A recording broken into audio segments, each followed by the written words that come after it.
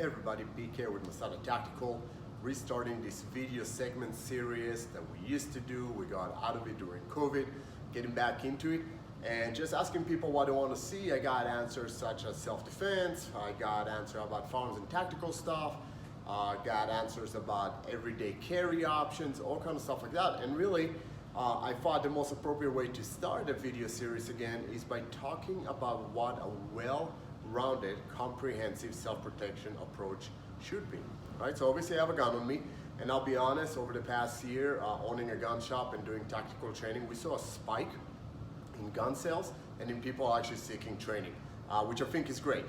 But with that said, I will be the first one to admit that more often than not, the gun is not gonna solve my problem. And likelihood is that it's actually a bad choice for that specific given situation.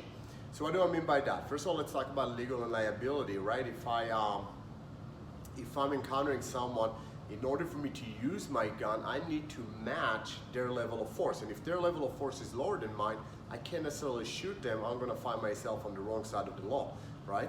So from a legal and liability standpoint, that's not always applicable. And then from a tactical standpoint, I need to make sure that my backdrop, okay, whatever is behind my target, is permissive, right? If I have an intruder on my house and I end up shooting, but my child is behind that individual, right? I just potentially hit my child. So the environment may be such that I will not be able to necessarily use this tool. So I definitely think firearms have their place, and if you have one, you should seek professional training. And it's one of the things we're going to be discussing as we move forward with these videos. But understand that this is not the only tool, right? If I carry a gun, I also have to have options to when I cannot use the gun.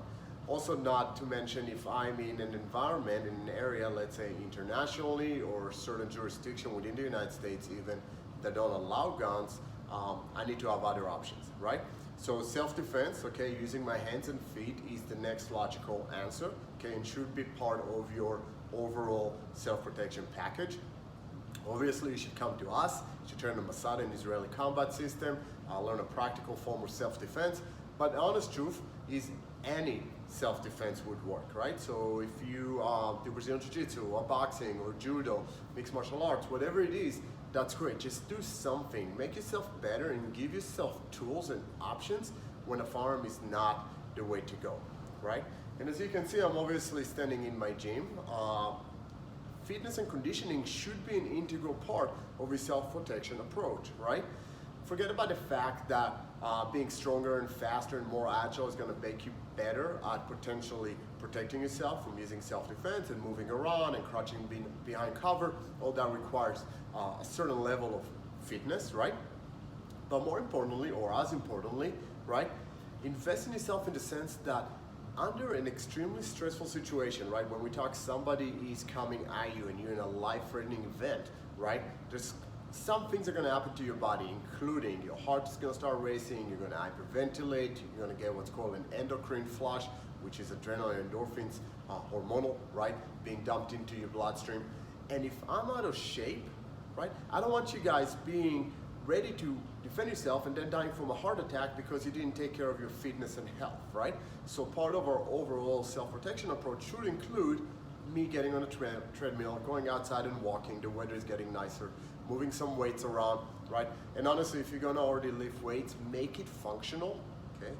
Do movements in a manner that replicates what you would do in real life, right? So as we move forward with these video segments, I'm gonna talk about how to use a gun, how to carry, what to carry, right? We're gonna play a bunch of different scenarios. We're gonna learn self-defense skills, right? For the everyday person, right? Nothing fancy, no triple back heel spinning kicks or anything like that, right? It's gonna be stuff that's dirty, but works on the street, right? And we're gonna talk about functional training as part of our overall approach, right? Probably the most important element, and I don't want to forget that, I'm leaving it to the end on purpose. One thing that we're gonna spend some time on is discussing situational awareness, right? The best way for me to keep myself safe is not put myself in a bad position to begin with, right? There's no reason for me to be downtown in some shady neighborhoods of the city at 2 in the morning, right? I have nothing to look for there, and by not being there, I already kept myself safe. Keeping my head on a swivel, staying vigilant, looking to what's going on around me, right?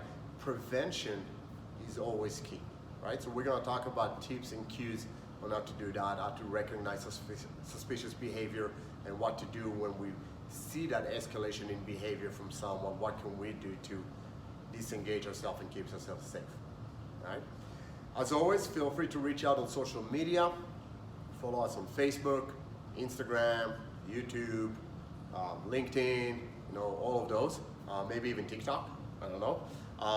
And certainly feel free to email me, bk@masadatactical.com. Let me know what you want to see in these videos, and I'll look forward to hearing from you and providing those, right? I will try to dump a video once a week. Don't hold me to it. I have a lot of travel coming, but that is my goal.